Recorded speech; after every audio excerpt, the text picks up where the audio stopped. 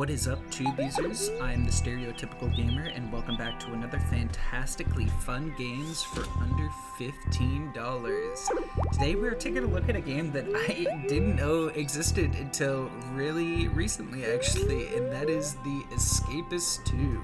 Now, I was a pretty big fan of the first Escapist game. I think I played through all of the, campaign missions, or the ones that are just kind of default in the game. I know there's a bunch of, workshop and DLC stuff, but I did all of the original ones, and I really enjoyed just kind of the gameplay style of Escapist, and so I just recently found out that there was a sequel made a pretty long time ago, and I picked it up now that it's on sale on Steam for $5, and yeah, it's pretty fun. I've gone through the first couple of prisons, so I don't have I'm not super knowledgeable about this game, but I do like a lot of the things they do, and I really think this is a great sequel to the game. So if you enjoyed the first Escapist game, this is just a fantastic sequel. It just takes everything that's good about the first one and just improves a lot of the more boring aspects of the first Escapist.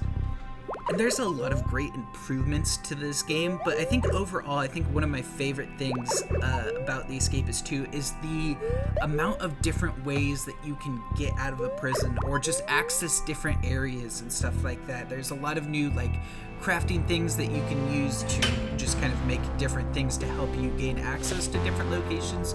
And then there's plenty of different ways to escape. I think in this first prison, there's at least 4 or 5 different ways that you can escape. It's not just you don't have to just tunnel your way out and stuff like that. So it's really interesting to try and scout out and figure out what is the best course of action to escaping, because there is a lot of easiness to it because there is a lot of different options for you, but especially in the later prisons when it gets more difficult and guards are more strict, it does become a real challenge to just try and escape without being noticed and stuff like that. So I really enjoyed the challenge of Escapist 2.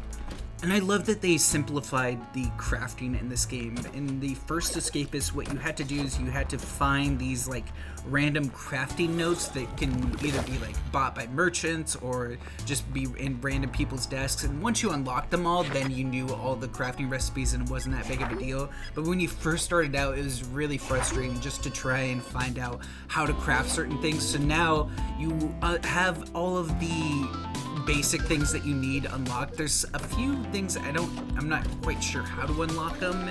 Maybe it is crafting notes like in previous games and stuff like that, but it's a lot more simplified and it's a lot more easy to understand how to craft individual things that you need.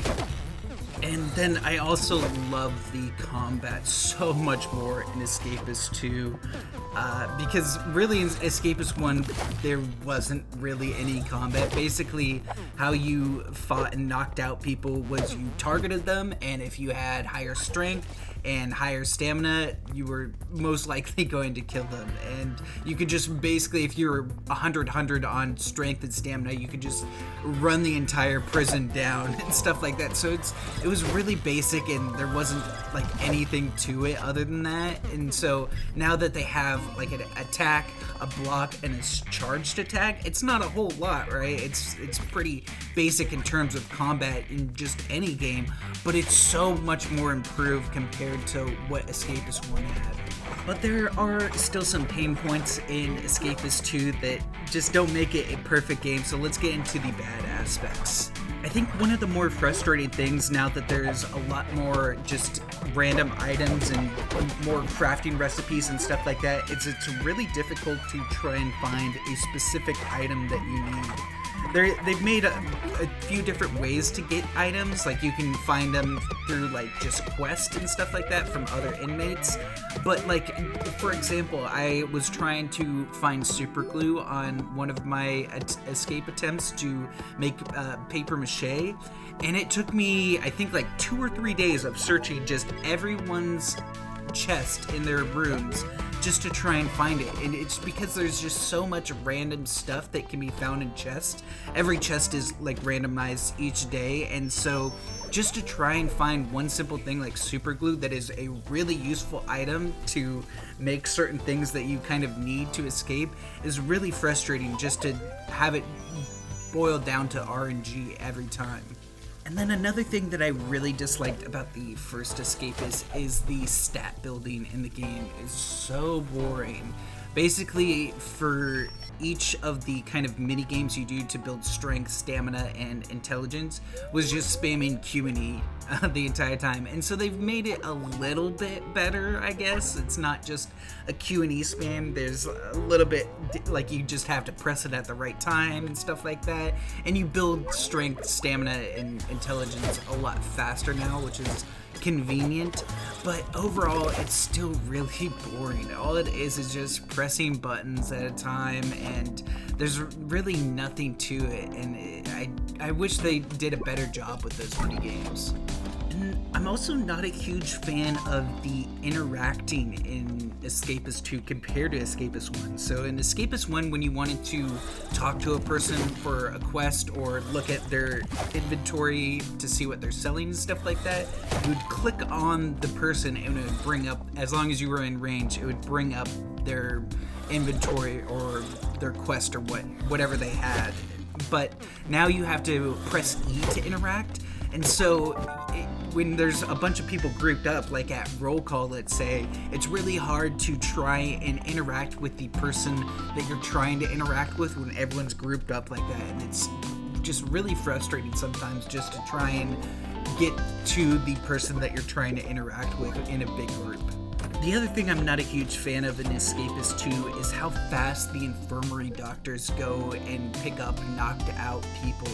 Basically, if you want to try and get a key off a guard, you have to knock them out, then you have to put their key into a key mold, and then you have to give the key back, because if they wake up without their key on them, I think the whole prison goes into lockdown or something. It's never a good idea to just steal the key. You want to make a mold of the key, but it's a lot harder to do that with the infirmary doctors picking up the guards or whoever's knocked out really quickly, so you have to do it as far away from the infirmary as possible in order to just get the key and craft it in time. But I mean, I wouldn't say those things are necessarily bad aspects. They're just different ways of playing. I think Escapist 1 did things well. I think Escapist 2 just kind of brings the entire idea of Escapist to a new level, and it's a really good sequel. I think they did a really good job of just adding and building on to what Escapist 1 had, and I love this game for that. But anyways, I hope you guys enjoyed this secret ending to the first mission in Escapist 2. Make sure to leave a like if you did. Comment any other fantastically fun games for under $15 that you know of, and I'll definitely check them out. Make sure to hit that subscribe button.